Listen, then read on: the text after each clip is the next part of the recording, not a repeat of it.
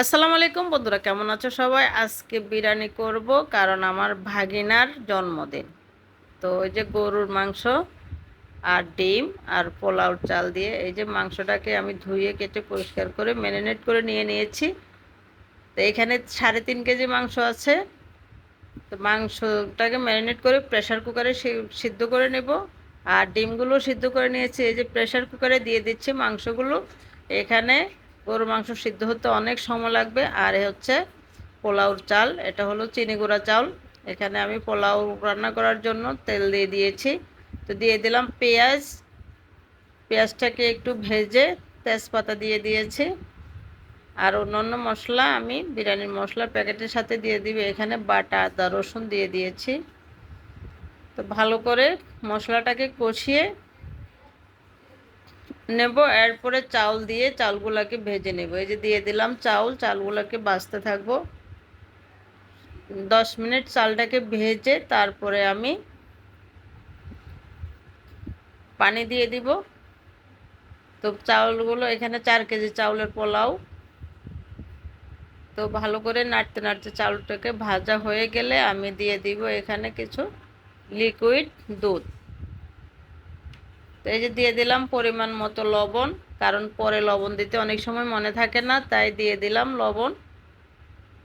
তো লবণ দিয়ে আরও কিছুক্ষণ ভেজে নিয়েছি। এখন দিয়ে দিয়েছি এখানে 1 কেজি গরুর দুধ দিয়ে দিব।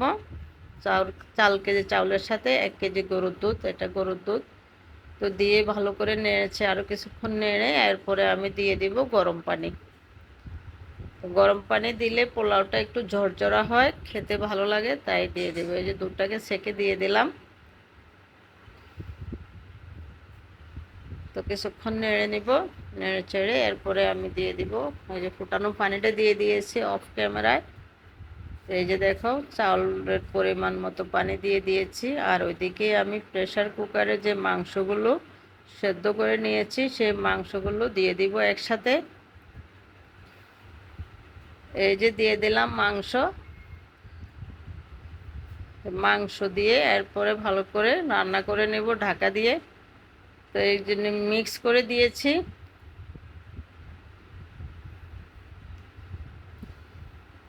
তো ভালো করে নাড়তে হবে যেন উপরে নিচে সব কিছু মিশে যায়। তো মিশে এখন দিয়ে দিলাম আমি এখানে 1 কেজি আলু দিয়ে দিয়েছি। আলুটাকে আমি আলাদা ভাজি করে নিয়েছি। দিয়ে দিলাম কিছু আস্ত কাঁচামরিচ। তো এখানে রাঁধুনি মশলা দিয়ে রান্না করেছি, এই যে বিরিয়ানির মশলা দিয়ে দিয়েছি। তো সব কিছু দেওয়া শেষ, এখন আমি নেড়ে চেড়ে ঢাকা দিয়ে রান্না করে নেব। তো এইভাবে রান্না করলে কিন্তু সহজে এবং সুস্বাদু বিরিয়ানি খাওয়া যায়। এই যে দেখো ঢাকনা দিয়ে দিয়েছি। তা এখন আমি দমে বসিয়ে দিয়েছি, এটাকে 20 মিনিট রান্না করে নেব। যেহেতু মাংসটা আমার আগে থেকে সেদ্ধ করা আছে। এই যে চাউলটা প্রায় ফুটে আসছে, এখন আমি নেড়ে দেব, তারপরে আবার দমে বসিয়ে দেব। তো এই যে দেখো উপরেরটা নিচে দিয়ে দিব, সুন্দরভাবে ফুটে যাবে।